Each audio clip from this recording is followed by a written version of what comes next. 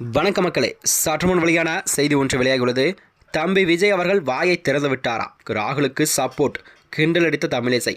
வாங்க வீடியோவை மூலியமாக காணலாம். அதாவது தூத்துக்குடி விமான நிலையத்தில் முன்னாள் கவர்னரும் முன்னாள் பாஜக மாநில தலைவருமான தமிழிசை சவுந்தரராஜன் அவர்கள் கூறுகையில், தெற்கு தேய்கிறது என்று சொல்லிக் கொண்டிருந்த அரசியல்வாதிகள் எல்லாம் யாரும் தென்பதியை முன்னேறவில்லையாம். ஆனால் இன்றோ பார்த்தால் விமான நிலையமாக இருந்தாலும் சரி, துறைமுகமாக இருந்தாலும் சரி, பிரதமர் ஒரு மிகப்பெரிய வளர்ச்சியை கொடுத்துள்ளாராம். அதாவது நான் இங்கு தேர்தல் நேரத்தில் நிற்கும் பொழுது கூட விரிவடையும் எல்லா வசதிகளும் வரும் என்று சொன்னேன்.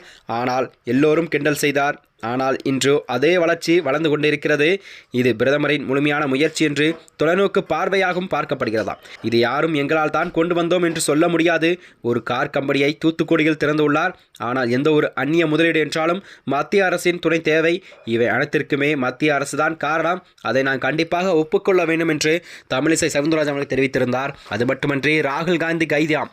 ராகுல் காந்தி பொய் சொன்னதற்காக கைது செய்யப்பட்டுள்ளார். அனுமதி இல்லாமல் ஆர்ப்பாட்டம் செய்ததற்காக கைது செய்யப்பட்டுள்ளார். ஏதோ தியாகியை போன்று முன்னிறுத்துகின்றனர். வாக்காளர் பட்டியல் சமர்ப்பித்த பின்னரே 10 நாட்களுக்கு யாரும் எதிர்ப்பும் தெரிவிக்கவில்லையாம். திடீரென்று இப்படி சொல்லிக் கொண்டிருக்கையில் மக்கள் பார்த்து கொள்வார்கள், தேர்தல் ஆணையம் பார்த்து கொள்ளும். பொய் சொல்வதை அவர் வாடிக்கையாக வைத்துள்ளாராம். அதாவது தமிழகம் முழுவதும் திமுகவின் தோல்வி ஆரம்பிக்கப் போகிறது. தெற்கு திசையில் கூட இருந்து திமுகவின் தோல்வி ஆரம்பிக்கிறது என்றுதான் நான் தைரியமாக சொல்வேன்.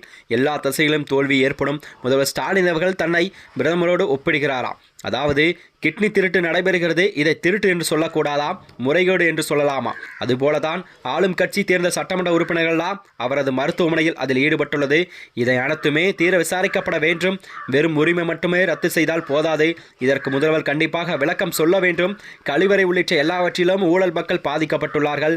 இவர்கள் மக்களின் அடிப்படை தேவைகளெல்லாம் எதை பார்ப்பதில் மக்கள் பலவற்றிலும் துன்பப்படுத்திக் கொண்டிருக்கிறார்கள். எப்போது பார்த்தாலும் மொழியை பற்றியே மட்டுமே பேசிக் கொண்டிருக்கின்றனர். மாநில கல்விக் கொள்கையில் என்ன கொண்டு வந்துள்ளார்? உயர்கல்வி தேசிய கல்விக் கொள்கையில் பிரமாண மாற்றத்தை கொண்டு வந்துள்ளது. மாநில கல்விக் கொள்கை உயர்கல்வியை பற்றி எதுவும் பேசவில்லை என்று கூறியிருந்தாராம். அது மட்டுமன்றி வாயை திறந்து விட்டார் விஜய் அவர்கள். பரவாயில்லை தம்பி, வாயை திறந்து விட்டாரே, அவர் தூங்கிக் கொண்டிருந்தாரா என்று எனக்கு தெரியவில்லை. திடீரென யார் அவரை எழுப்பினார் என்றும் தெரியவில்லை என்று ராகுல் காந்தி கைதுக்கு கண்டனம் ஒன்றை தெரிவித்துள்ளாராம். அதாவது அன்றாட மக்களின் பிரச்சனை அவ்வளவு உள்ளது. தம்பி விஜய் அவர்கள் அதை பார்த்தால் பரவாயில்லை, அரசியல் கட்சி தலைவராக இருந்து கொண்டு இதை பாருங்கள். நாம் சினிமாவில் எப்ப வேண்டுமானாலும் நடிக்கலாம். தினம் நாம் மக்கள் பிரச்சனையை கண்டிப்பாக பற்றி பேச வேண்டும். ஆணவ கொலை தூத்துக்குடியில் நடந்து தம்பி அதற்கு வாய் திறப்பாரா என்று கூறியிருந்தாராம். அது மட்டுமன்றி பாஜக வலுவான கூட்டணி இருக்கும் நிலையில்தான் இபிஎஸ் அவர்கள் சுற்றுப்பயணம் செய்து கொண்டிருக்கிறார். எங்களது தலைவர் 17ஆம் தேதியிலிருந்து வாக்குச்சாவடி மாநாடு நடத்துகிறார். பல்லாயிரக்கணக்கான வாக்குச்சாவடி முகவர்கள் எல்லாம் இதில் கலந்து கொள்வார்கள். தலைவர்கள் அனைவருமே வந்து கலந்து கொள்கிறோம். கால அவகாசம் இருக்கிறது என்று இன்று எங்களிடத்தில் பேசுவதெல்லாம் பேசுவார்கள். தமிழக முதல்வர் ஜெர்மனி செல்கிறாராம். இதற்கு முன்பு முதலீட்டாக மாநாட்டில் என்ன நடந்தது என்று அறிக்கையை கொடுத்துவிட்டு செல்லட்டும்.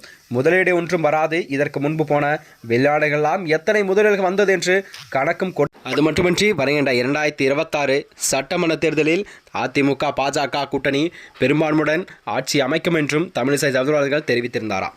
மேலும் இதுபோன்ற வீடியோக்களை தெரிந்து கொள்ள நமது சேனலை மறக்காமல் சப்ஸ்கிரைப் செய்து கொள்ளும். நன்றி, வணக்கம்.